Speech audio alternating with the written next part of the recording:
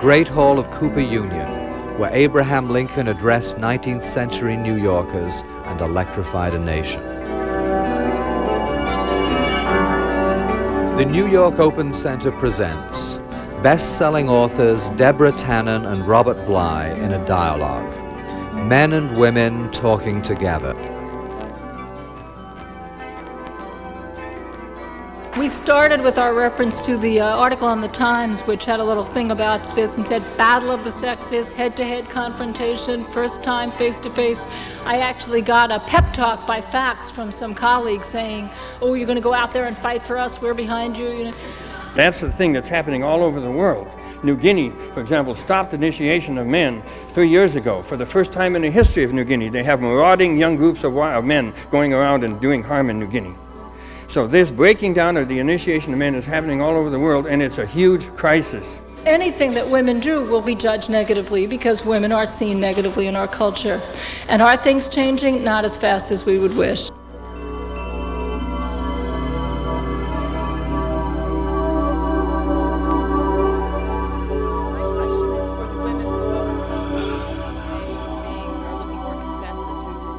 Comfortable speaking at a direct level to men. And I just want to say a few words about her book. The first time I came in contact with it, my wife and I were having dinner up in northern Minnesota, and someone started to read out of the book. We both fell off our chairs laughing because every mistake we had made, including every misunderstanding. And I remember the first one that was read was this one. The woman says to the man, would you like to stop for, they're going home, you know, would you like to stop for a drink before we get home? She said that to me many times. I think she's asking for information. I check my body. My body says, no, I don't want to drink. So I report it. I say, no thanks, I don't want to drink. And that's it. I thought I was doing what was asked of me. And it turned out she was imagining maybe just a little conversation before this day ends. Maybe. And of course, when I say, I don't want to drink, no, I don't want to drink, then she interprets that the way they do.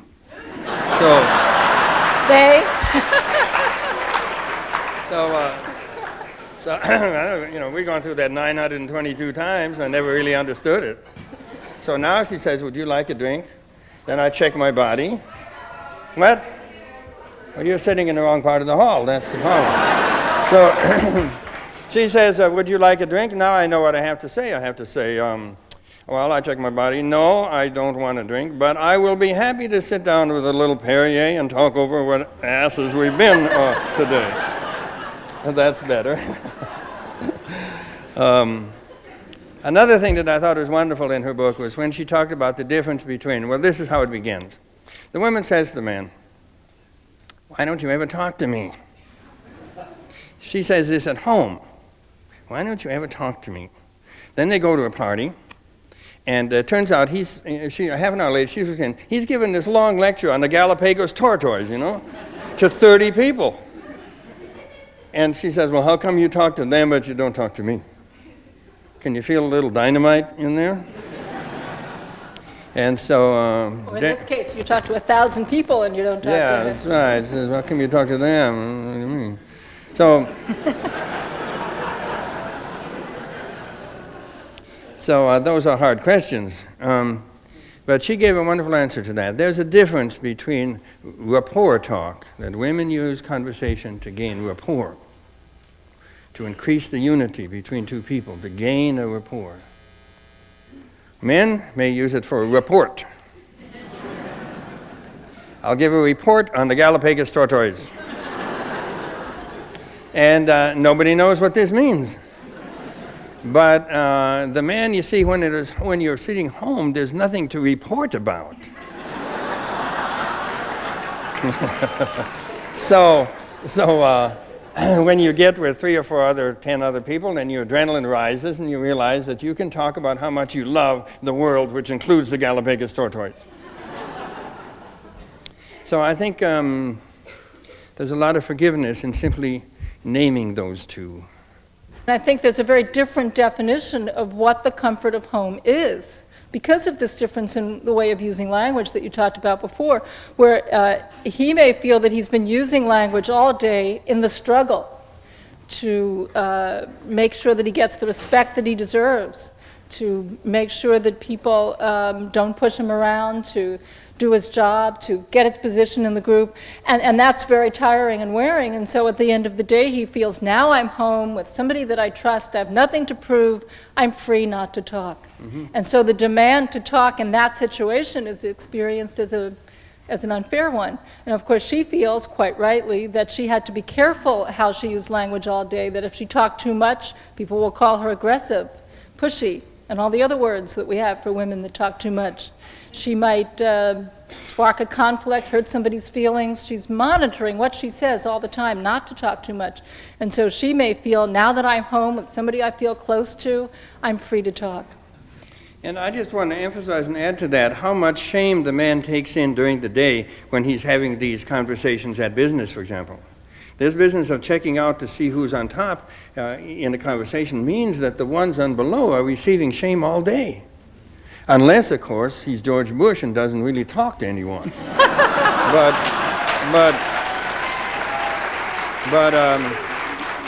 But all the rest of us get a lot of shame, and when you go home, you say, thank God, now I'm not going to get shamed. And then what does your wife say? Would you talk to me? Then I say, oh God, now she's going to be better at it than I am, and I'm going to be a fool again. I can't do it. Isn't there a New York Times somewhere that I could read? So I just want to throw in that quality of shame and how much the going out in the business world and the outer world involves shaming constantly for men. Yeah, and I think, too, there's, in a way, a conversation is a ritual. And to come home and tell everything that happened is a ritual. And it's a ritual that women have engaged in from the time they were very little. So to feel that life is going on as it should, you just want to play out those rituals because it's not a ritual that men understand. It's not one that they've done. And I want to say right here that all evening we're going to be saying women and men. And nothing that we say will be true of every woman and every man. There are a lot of cultural differences here too. So I do hear from couples that will say, the husband comes home and wants to tell everything, and the wife says, if it's not a problem, don't talk about it. Stop complaining if you don't want to do something about it. So you hear it from both sides. But because it's a ritual that most women understand and most men don't, he looks for the literal reason for the talk, and he doesn't see a reason for that talk. And it's very frustrating to do something that you don't understand the reason for. So I've had people say, well, just say to him, I don't want you to tell me what to do, just listen to me. And that makes perfect sense, except it will drive a person crazy to sit and listen to something that they don't understand why they're listening and what it's getting at.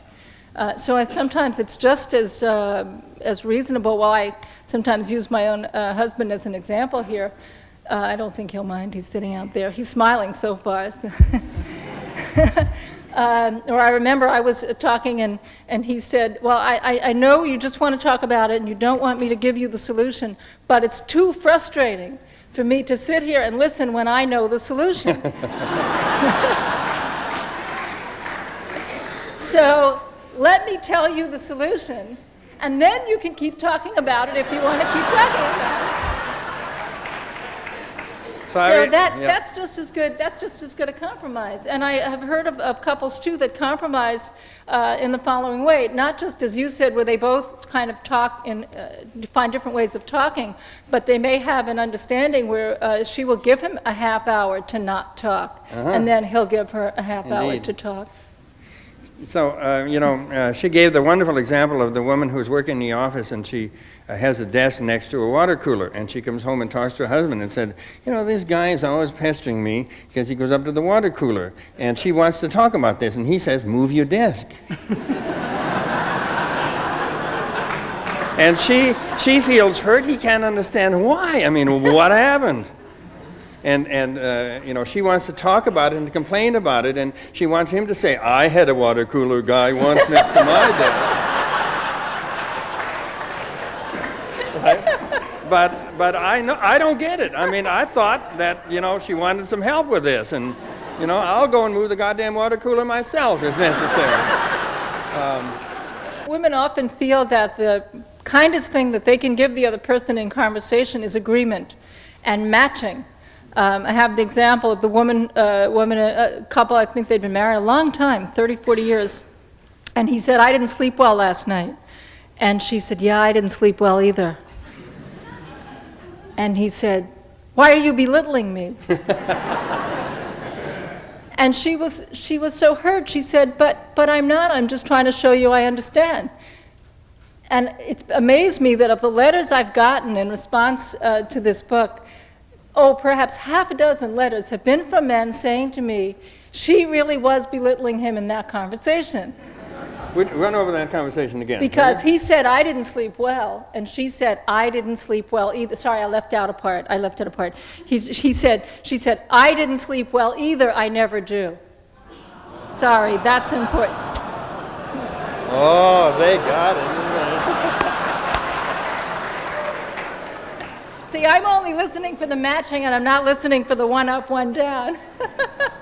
Right, so people wrote to me and said, yes, she's putting him down because he's saying he didn't sleep well last night, and she's saying, I never do. So my situation is worse than you, mine's bigger, I'm more, that one-upping kind of thing. What could she have said that would have made him feel not belittled? Why do you think you didn't sleep well? I'm guessing. Maybe you tell me what she would have said. See, this is where I think... She could mention that Nietzsche never did sleep well. And great minds think alike. Maybe that's why his philosophy is so bad, I think what's really hurtful about it is that when you really think you're saying what's wanted... See, there we are. You think you're giving the person what they want, and they act as if you hit them in the face. Yeah. And that's what's so painful. Let me rephrase that a little bit. It's a little bit too much comforting to him. I remember a story that happened a few years ago. I was teaching small groups out in Boulder, and a woman would come every time, and a man, and she'd been very badly abused in childhood, and very feisty woman. I liked her. She'd cause a lot of trouble. And one year I came back, she wasn't there. And I said to the man who was with her, what happened? And he said, about 3 months ago we were skiing down the mountain and her ski broke and the edge of it went into her jugular vein and she died right there. And so I said, what happened? And he said, well, a lot of people in Boulder knew about it, and the women would come up to me and they would say things to me about it, and they would be very comforting, and they would say things, how do you feel, and so on and so on. And he said, eventually, I was getting too much comfort. I couldn't do it anymore. It was wrong to get that amount of sympathy. And so he said, I found out that when I talked to a man, they would hear it, and then they might say something like, well, what are you going to do about it? Are you going to tell this story the rest of your life? And he said, that was more help to me than the comfort the women gave. So there's something in the male mode of feeling in which we don't comfort quite as much. You know, the blankness is we don't hear it. But in the middle realm, we can hear it, but not say, I'm just bad, or I haven't slept well. Men, there's a limit to the amount of comforting that feels right to a man. Do you think that comfort has a side of it that can be belittling? Maybe there was that too. Well, one of the things you can say, if someone comforts you a lot, it turns you into a boy. Yeah, a parent comforts a child. Mother comforts a child. So he began to feel like he was a boy when he told this story to the women in Boulder. But when the man heard it and said, what do you plan to do? It's like two adults talking with each other. And the man would say, well, no, good, I had something like that, but I didn't. There's more adult stuff. Yeah. Well, I think women respond to the matching feeling as putting us on an equal footing. But you can perceive comfort as putting you in a one-down position. Indeed. I actually have a conversation in the book from a tape recording of two 10th grade boys talking to each other. And it's a kind of conversation that I think most women cringe at, because each one belittles the other's problem. So they're talking about very significant feelings. And interestingly, they're sitting like this the whole time.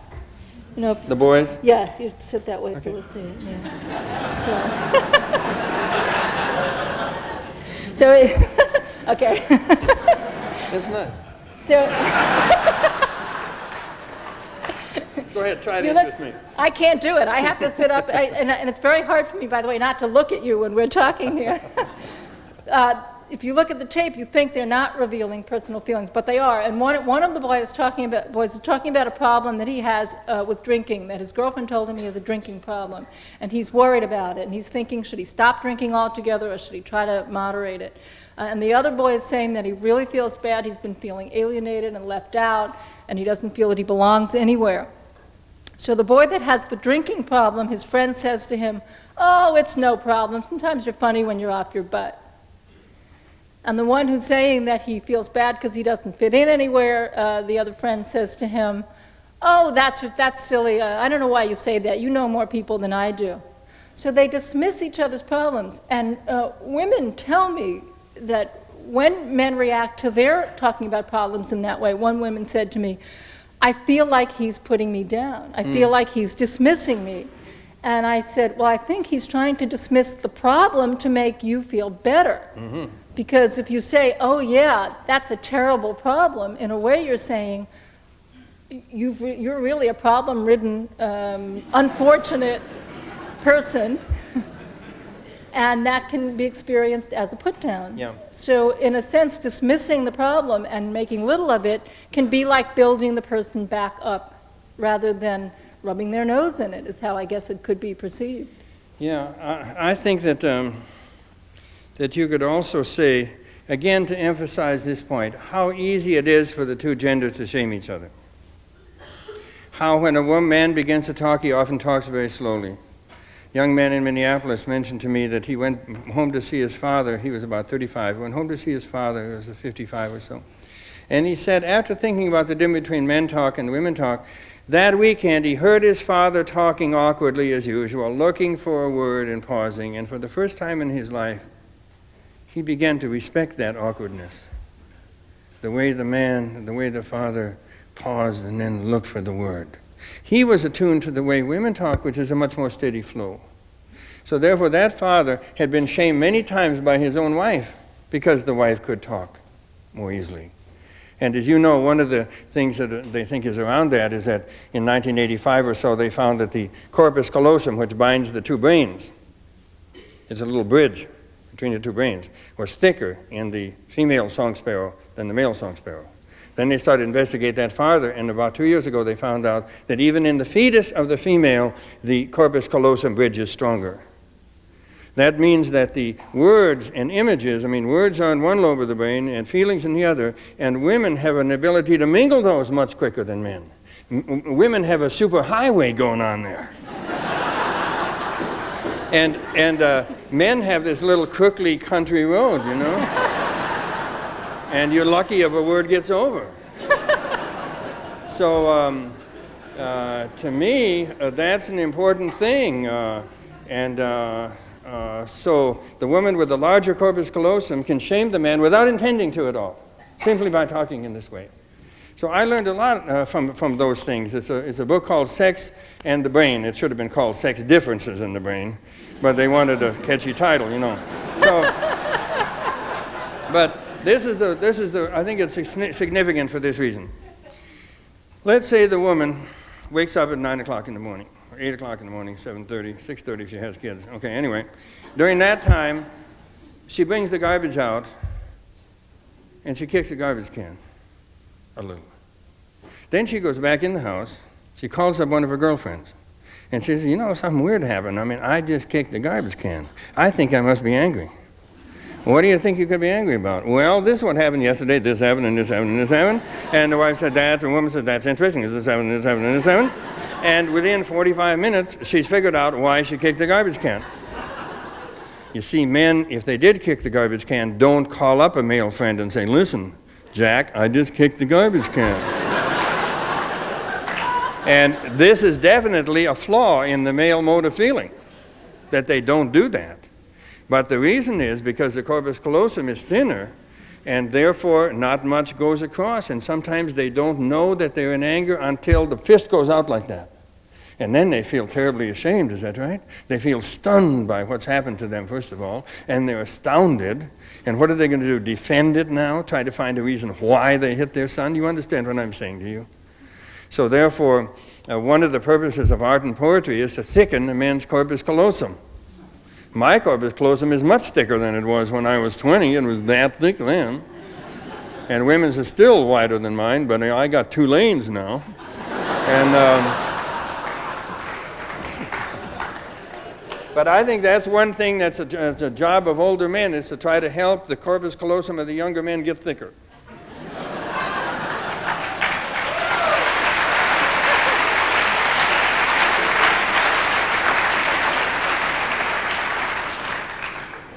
But I also want to add something, because I don't want to leave us with the idea that women talk more freely and more easily than men in all situations.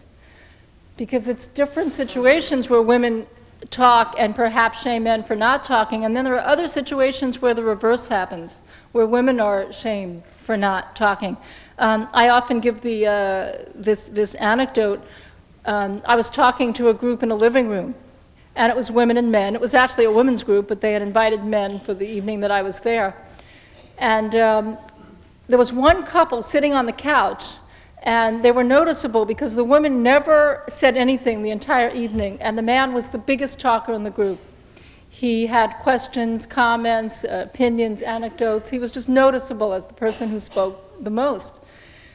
Towards the end of the evening, I made the comment, just in the course of my talk, that many women complain about men that they live with. This is women who live with men, that he doesn't tell them anything. And this man volunteered. He said, "That's absolutely right." And he pointed to the woman sitting silently beside him, and he said, "She's the talker in our family."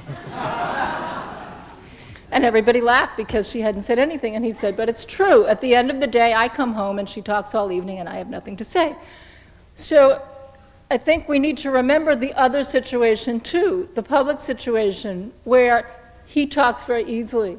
Yeah. And it's very hard, and I don't know where the highway is or where it's connecting to, but the road is blocked for her in the public situation. And this is especially destructive for women in a society like ours, in a business situation, in school, in so many situations where our careers and our futures are at stake, where she is frequently seen as not as competent as she is and not as intelligent as she is, because she isn't, her words are not flowing as freely in this other situation. At meetings, it's very typical for women to talk much less than men, and I'm sure you've noticed this too. If we open the floor for questions, if this room is like most other rooms I've been in, the first question will be from a man, and perhaps the first 3 or 4 will be from men, and women will ask their questions later.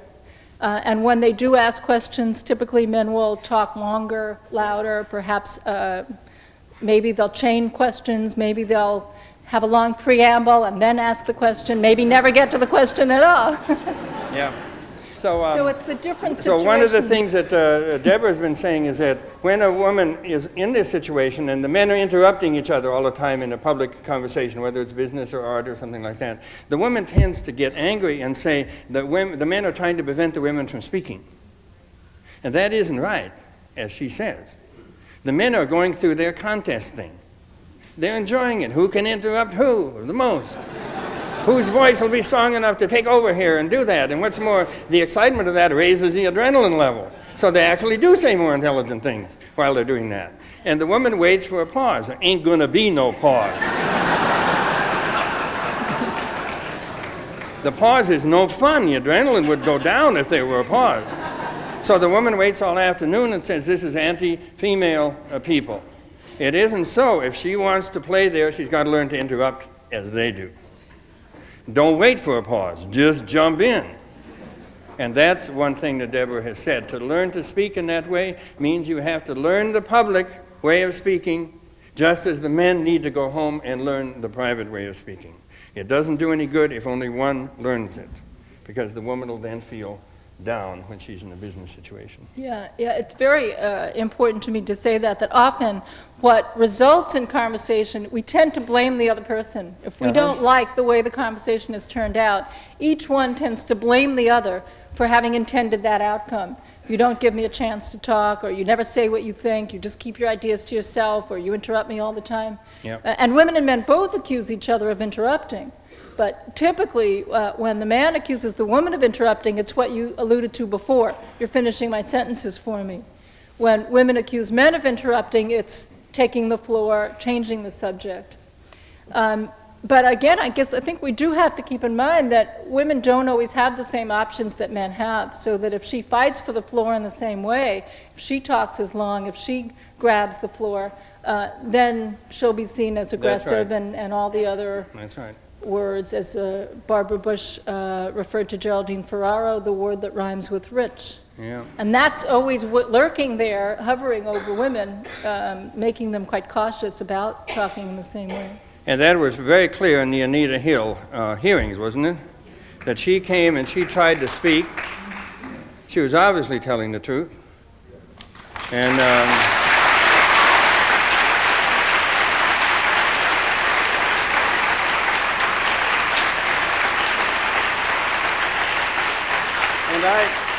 I thought of Deborah when she was talking, that clear way she was bringing forth things. And then I thought a lot about the men's movement watching that scene too. I said, you know, there's no greater evidence for the reason for a men's movement than to watch a hearing like that. Because on the left you've got these Republicans, you've got Hatch, and you've got Simpson. They are fragments, fossilized fragments of the patriarchy. You know,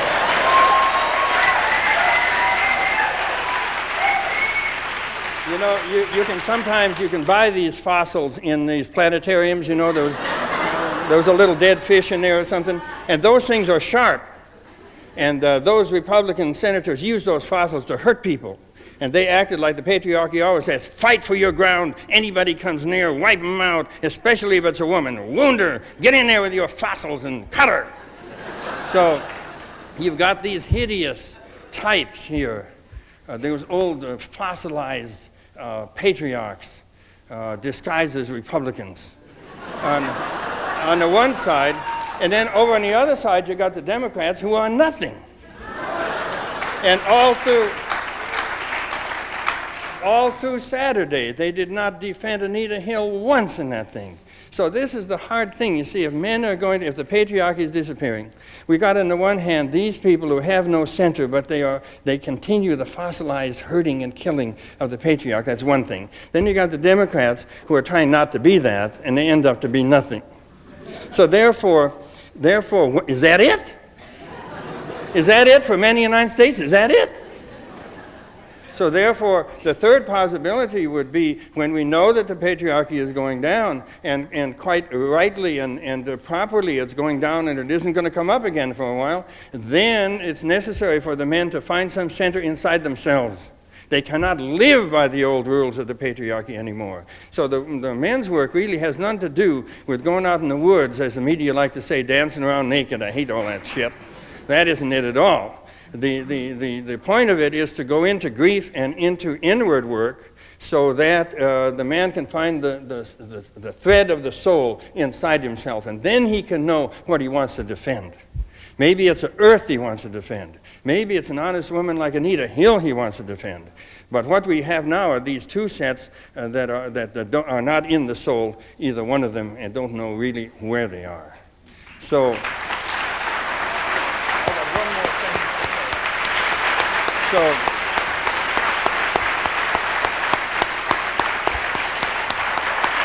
I felt very sad when it was over, because Bush has got a depression on his hands. He just noticed today that we had a depression. Did you notice that? Very surprised. Wow, I didn't know that. And now he's got this, now he has this self-pitying, pathologically lying porno freak in the Supreme Court. So I hope he enjoys himself.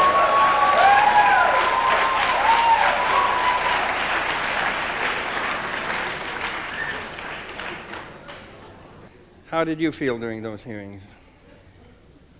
I was interviewed a lot during those few days. In the beginning, what I said was that I was sure that the opening of the dialogue on sexual harassment was going to have a positive effect for everybody. And in fact, one thing that did happen that I think was very good, in at least every place that I was, that women started telling their own stories. I think I happened to be watching the hearings with 3 men, and they must have heard 25 stories in those 3 days because I kept remembering another one. And many of the women that I talked to did that, and other women when we got together. I've heard more stories about sexual harassment in the last 3 weeks than perhaps the previous 40 years, except that I actually did do a study of women telling stories about being molested, but maybe I'll say something about that later.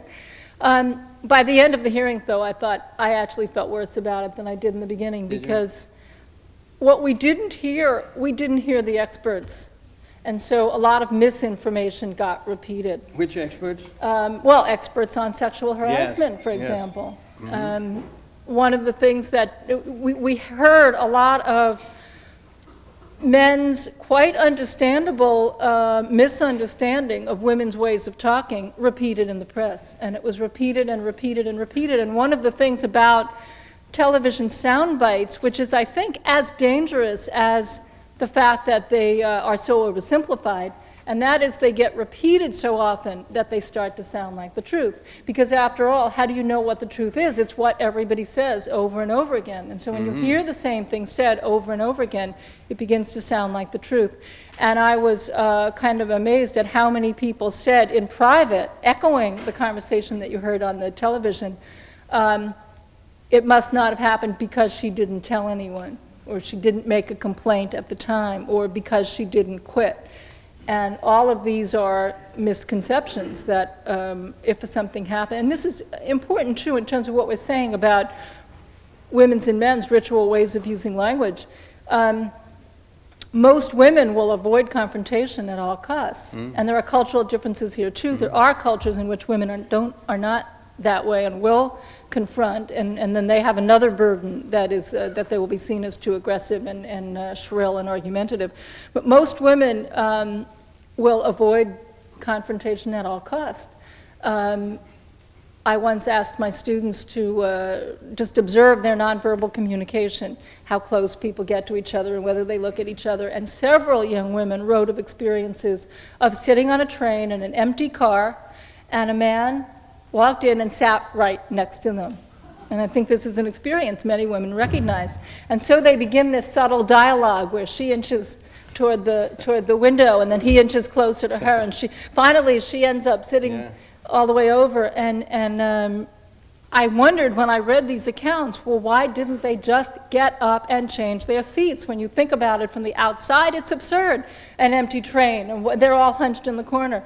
And they all wrote the same thing. I didn't want to hurt his feelings. I didn't want to insult him. And I think this is something that is so fundamental to most women, the impulse to be nice to people, to be good, to not make trouble. Again, I don't want anyone to hear anything that I say as denying any injustice that exists in the world, any oppression of any group of people. There are oppressions certainly all around. But that often the effect of an interaction is not the intent of the individual person in that interaction. That women can end up being silenced or not having a chance to talk without any other individual in that situation setting out to silence them. I feel that understanding the dynamics of what makes conversation work the way it does, understanding how one person's strategy affects the other person in interaction, gives us the tools, the flexibility to begin making the changes that we want to make. So describing the status quo doesn't mean that we want the status quo to go on forever. It gives us a way to begin making the changes that we want to make. We decided not to do a break because it's so hot in here. It's nice just to stay here. Should we do it? Sure. Open it up to the audience. My question goes around the issue of competition. And in our society, men are rewarded for being competitive. And when women try to play men's game, i.e. in the corporation, We are not rewarded. We are put down. We are called names. There are no names. A man is called a up-and-comer, and a woman is called any number of names. Yeah. So what is the solution? Martina Horner did a study where women say, we suffer if we try to do that. So I feel like we're in this vicious cycle where no matter what we do, we can't win. Yeah, it's true. Women are in a double bind. Our expectations for how a person in authority should behave are similar to our expectations for how a man should behave. Now, this doesn't mean that that's fair expectations to place on a man either, but at least if a man fulfills that, he will be fulfilling society's expectation about how a man should behave. If a woman has to make a choice, either she can be a good boss, authority figure, or she can be a good woman. She can't be both. What is the media doing wrong, and what should we do about it? Wow. That leads me to one question that I kind of wanted to ask you. Yes. We started with our reference to the article on the Times, which had a little thing about this and said, battle of the sexes, head-to-head confrontation, first time face-to-face. I actually got a pep talk by fax from some colleagues saying, oh, you're going to go out there and fight for us, we're behind you, you know. And that reminded me of something that has really irked me in the whole last year and a half that I've been spending so much time with the media. That there are two things they always try to do. One is get controversy, get me angry, get me arguing, and the other is to reduce all the complex ideas to a few tips, practical tips, so that we can tell people what to do. Now, it struck me that both those things are more typical of men's approaches to issues. That is, first of all, to learn from which is something we haven't talked about tonight, but we both, I think, agree on this, that there's a lot of research that shows from the time they're little boys do engage in confrontation, agonism, and it can be for a very positive effect. Little boys will roughhouse, and then they'll be friends. There's actually a lovely story in Robert's book about Gilgamesh and Enkidu, where first they fight and then they become friends. One of them says, oh, how great, I need a friend, I'll challenge him to a fight. And then they're friends. So I wondered whether this is an aspect of the media. It's something that I find very off-putting, and wondered whether this is something that is more congenial to men than women, or whether it really is not really not useful for anybody. It's different when two men, like it was Gilgamesh and Enkidu. Gilgamesh is the king, Enkidu is the wild man out in the woods who runs with the animals. And when Gilgamesh sees Enkidu, he said, whoa, what a man. He's strange, he's all wild. And I'm like, Jack Kennedy, what can we do? And he says, I think I'll challenge him. And Enkidu wins, and they were firm friends. And that means that man was very advanced, that when he got defeated, he didn't go into a self-pity thing or any infantile grandiosity thing. He said, that strength that defeated me was beautiful, and I'm going to become a friend of that beautiful strength. You understand me? That's tremendous to get to that point. Lincoln was at that point. He honored the dead of the Civil War, for example, in the way he did that. Somebody mentioned earlier that at the end of the day, a man is trying to think about what it's going to be like when they go to bed. Well, women think about the same thing, and that woman who can speak directly has gotten those messages that maybe that's not what men are really looking for. So my question is, what are men really looking for? Next question. I think men are looking for a human being that can stand up to the kind of conflict that they feel inside of themselves. Women are looking for a human being that can stand up to the kind of conflict that they feel inside themselves. Both men and women want to fight in a healthy way. That's the way I feel. And of course, she also should be smart and, and various things like that, But I love that quality of being able to bring forward things for a woman, and if she gives you more back, and then you give her a little more back, and she gives you, that's sexy to me.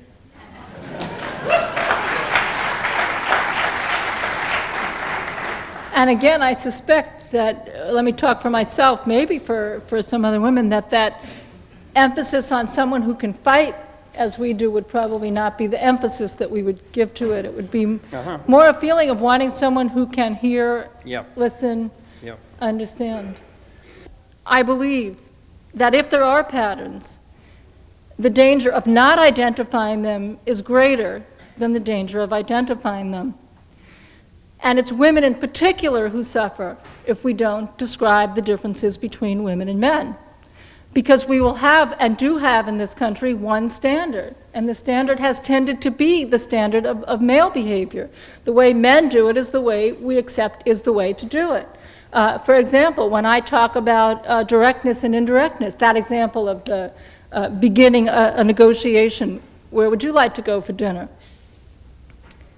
Not really because you want to go and you're hiding it and you're not letting on that you want to go, and then you're going to get mad because you didn't get what you want, which is, I think, the way many men perceive it.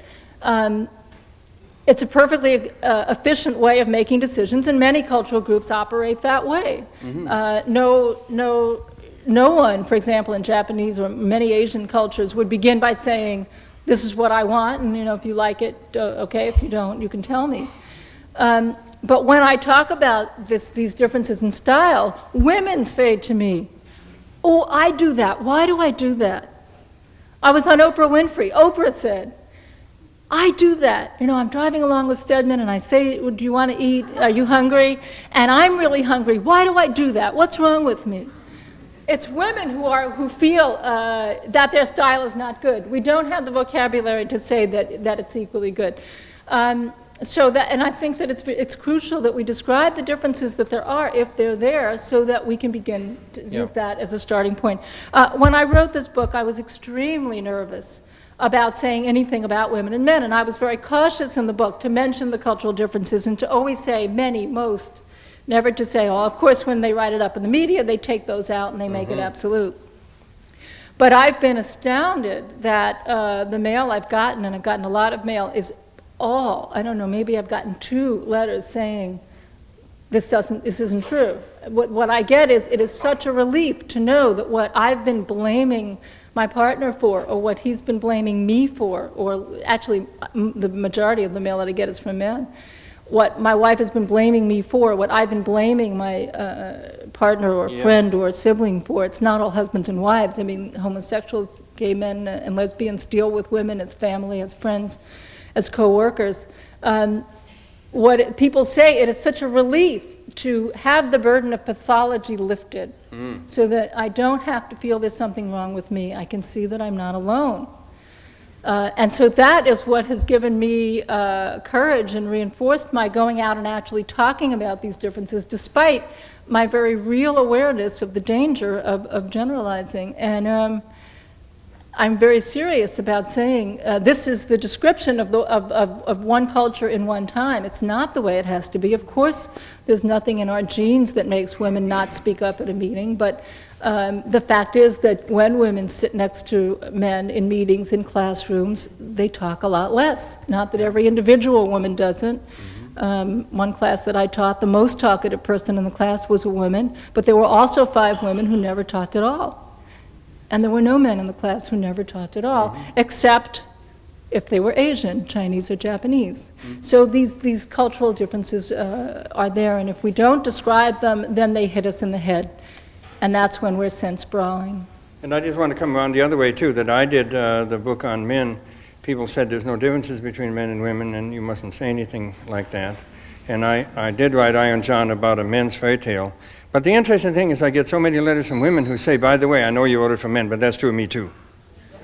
And I feel that I needed a father to take me out into the world, and so on and so on. So you can say that the woman is noticing that fits her masculine side perfectly.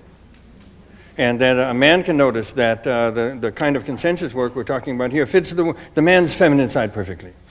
So that we all have 4 people, that's the old tradition. So when you get in bed, there's 4 people there, actually. And Antonio Machado saw that, even before Jung, and he has this tiny little poem, "How strange, both of us with our instinct, suddenly we are 4. That's why I love making it so complicated. There's 4 already. I think we must close this up. I'd like to make a little statement, each of us make a statement here before we end.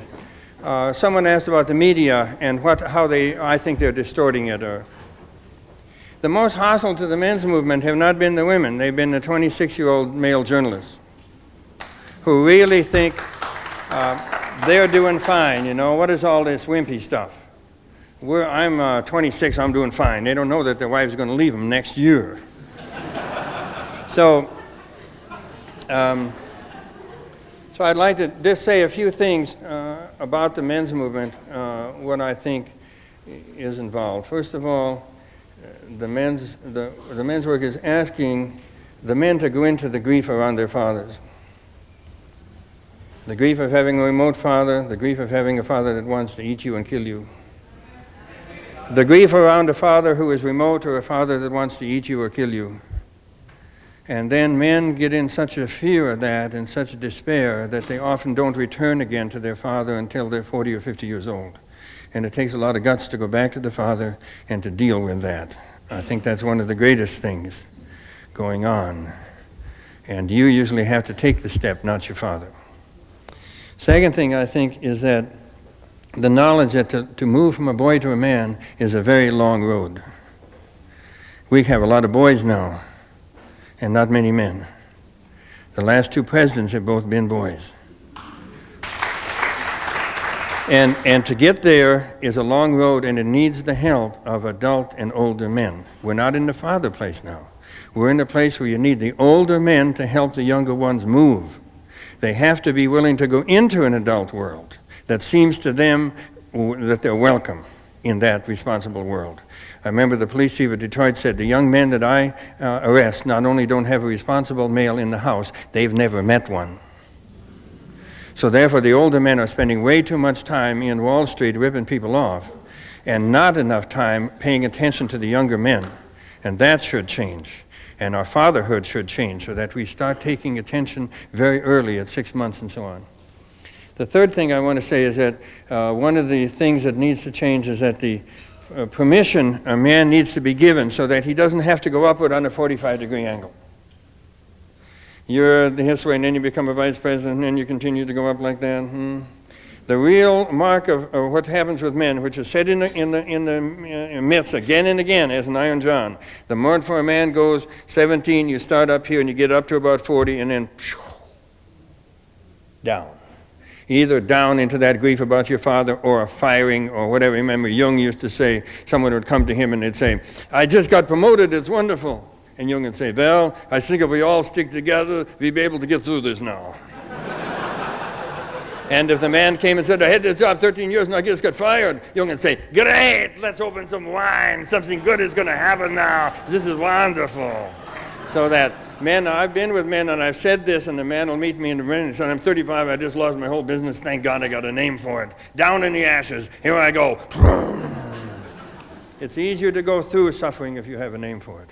And the myths give you that name and that permission to go down and become a human being and then go back up. That's that vulnerability that...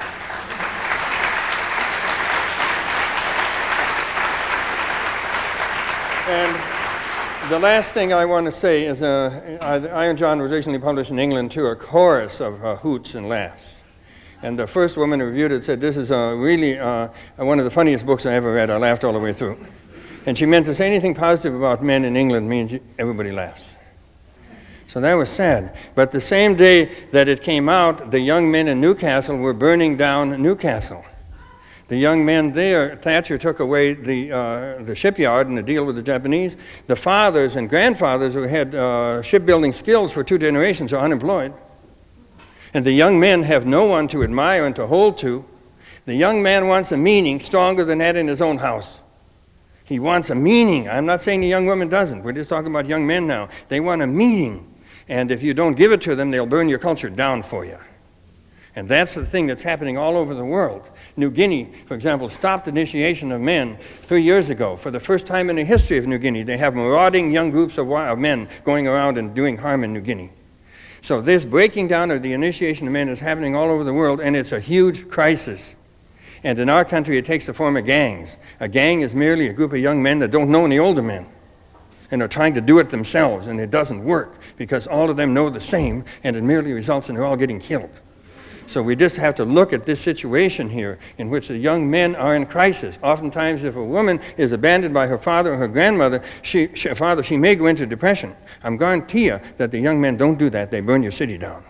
And the English could not, what? The young men don't do what? they burn your city down for you. They may also go into depression, but they'll burn your city down for you. And that's exactly what was happening at Newcastle, but the English, who are so unpsychological, couldn't get the point of that. And they kept saying, we've got to have better relationship between the police and these young men. That wasn't it at all. The men were stealing 100 cars a night and driving them to other parts of Newcastle and ramming them through the windows of shops and taking stuff, and then they'd spin around 3 times in front of the cops and go. And he interviewed one of them. He says, I want to be tougher than my dad. And that's that thing. You either give these men some meaning, or this huge thing is hovering around anywhere. Another thing I'll tell you that's terrifying. If you don't provide initiation for young men, if you don't give them a meaning beyond what they get from TV or their family, then that desire to become a man will be hovering around, and all a man like Bush has to do is to wave his wand and say, we got a war over new that'll make you a man. And all of these young men will go. And actually what happens to him, he promises them initiation, and what happens? They get 3 days pushing buttons in the tank and killing men they can't even see. That is not becoming a man. But that is what's dangerous about this. When people make fun of initiation and think we don't have to deal with that, they're forgetting how dangerous this energy of young men is and how people like Bush can easily use it and go through with that. And we have to pay more attention to that.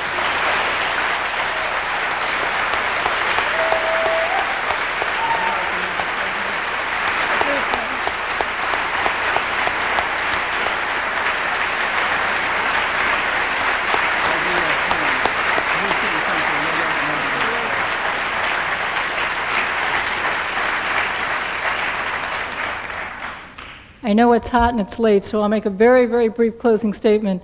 First of all, I just want to say that in response to Robert's last remarks, reminds me again of one of the things that I liked so much about his book, that at last here was somebody who wasn't blaming our mothers for all our problems. Here's someone who's blaming our fathers.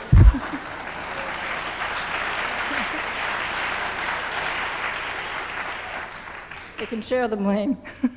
Yeah, I'm sick of Freud.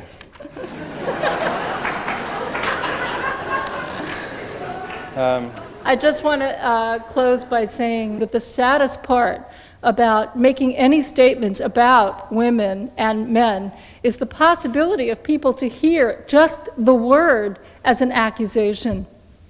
Something that I've been confronted with, again, as I've gone around the country in the last year and a half or so, is people who will begin talking about something that they hear as male bashing. I was on a television show, and the host went into the audience after I'd been interviewed for a short time, and looked out at the audience and said, "Is this male bashing?" And an unsuspecting man was sitting there on the audience, and he sort of smiled and nodded, and so she just zoomed in on him and said, "Oh, you nodded. Stand up there, sir. You nodded." And so he stood up, and she said, "Well, do you think this is male bashing?" And he said, "Yes." And she said, "Well, what she said about women's styles, does that apply to your wife?" He said, "Oh, yes, that describes my wife exactly." "How about what she said about men's styles? Does that describe you?" "Oh, yeah, that's me exactly." "Well, then why do you think she's male bashing?" "Well, she's a woman and she's talking about men." And I think there is this tendency of both of us, women and men, when we hear a person of a group that we identify as a member of the other group say something about us, our back goes up. And I know this being Jewish, being in a situation where people don't know that I'm Jewish, and anything they say about Jews will sound to me as an attack, because they're talking about me as other. They're talking about me as if I were not. Suddenly I'm thrust out of the group, I'm other. And that's painful. And I think it's very dangerous, therefore, to talk about women and men, because women can hear any statement about women from men as putting women down, and men can hear, and actually, surprisingly enough, I hear this more from men than I do from women, the fear that anything a woman says that mentions a man is male bashing. And it seems quite strange to me, because there really isn't a problem in our culture that I've observed of male bashing. Actually, when I'm on talk shows, I never yet have had a call from a woman to a talk show railing against men in general. I have had women call up and complain about particular men and a particular thing that he does, but I have very often gotten calls from men who just want to rail against women.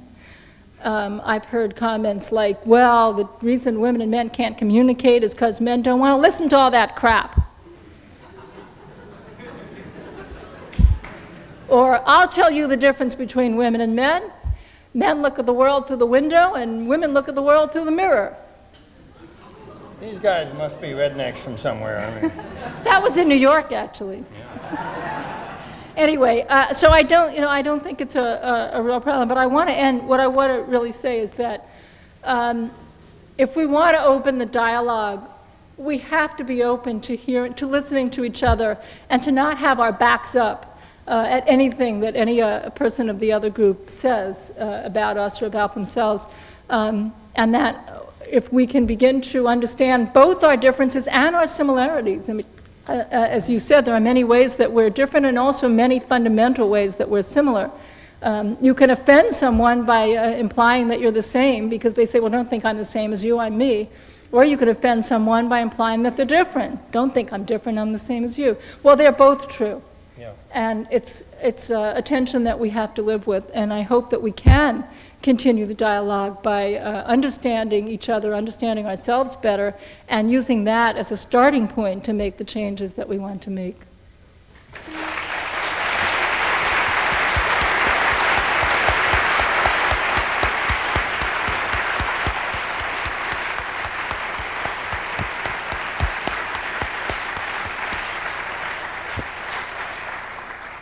So we thought we should end with a poem, and I'll do this poem, and then we'll say goodnight.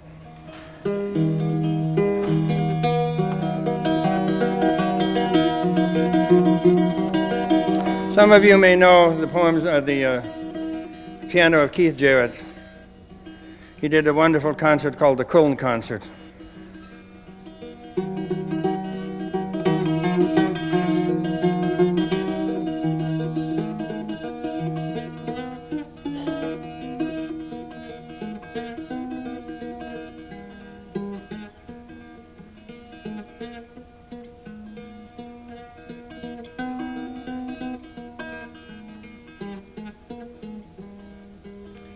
After it was a spring in Minnesota, one of those times when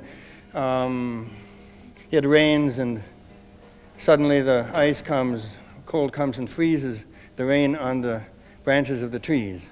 And then maybe 9 o'clock in the morning, the sun hits and you can hear the ice falling off to the ground. So this is a poem written then called Listening to the Köln Concert. It's sort of a poem about marriage. After we had loved each other intently, we heard notes tumbling together in late winter, and we heard ice falling from the ends of twigs. The notes abandon so much as they move. The notes abandon so much as they move. They are the food not eaten, the comfort not taken, the lies not spoken. The music is my attention to you. The music is my attention to you. And when the music came again, later in the day, I saw tears in your eyes.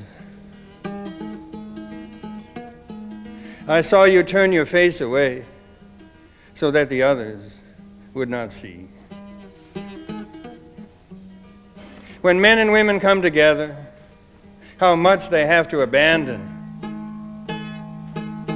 When men and women come together, how much they have to abandon. Wrens make their nests of fancy threads and string ends. Animals abandon all their money every year. It's my best line. Animals abandon all their money every year. What is it that men and women leave? What is it that men and women leave? Harder than wren's doing, they have to abandon their longing for the perfect.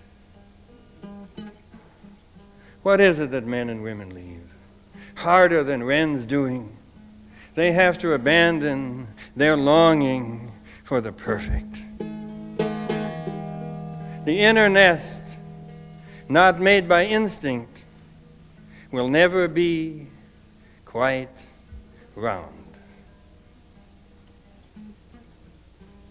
And each has to enter the nest made by the other imperfect bird. Thank you very much.